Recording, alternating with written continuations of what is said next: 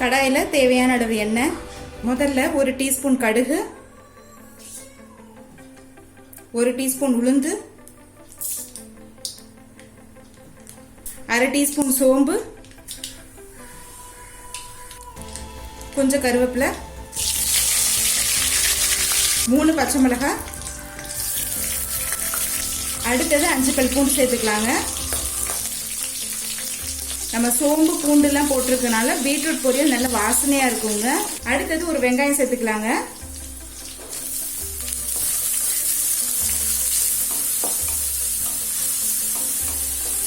தேவையான அளவு உப்பு.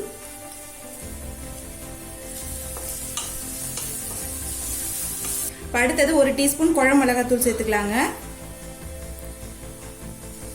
குழம்பு மிளகாத்தூள் உங்ககிட்ட இல்லைன்னா நீங்க சாதாரண மிளகாத்தூளை யூஸ் பண்ணிக்கோங்க.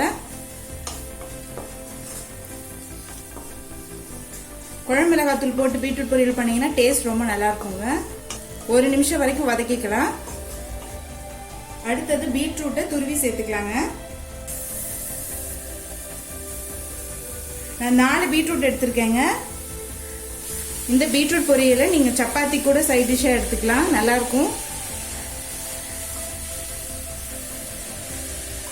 சாதத்திலே கூட போட்டு சாப்பிடலாம். ஏக தண்ணி தேவையில்ல, பீட்ரூட்ல இருக்க தண்ணியே போதும். இப்ப இதை மூடி போட்டு வேக வச்சிடலாம். இப்ப மூடி போட்டு 15 நிமிஷம் ஸ்லோலே வச்சிருந்தேங்க. அடி பிடிக்காம இருக்க அப்பப்ப கிளறி மட்டும் விட்டுக்கிட்டே இருந்தேன். பீட்ரூட் பாருங்க நல்லா வெந்துடுச்சு, உதிரி உதிரி ஆயிடுச்சு. இப்போ 1 டேபிள் ஸ்பூன் தேங்காய் துருவல் சேர்த்துக்கலாங்க. கொஞ்சம் கொத்தமல்லி,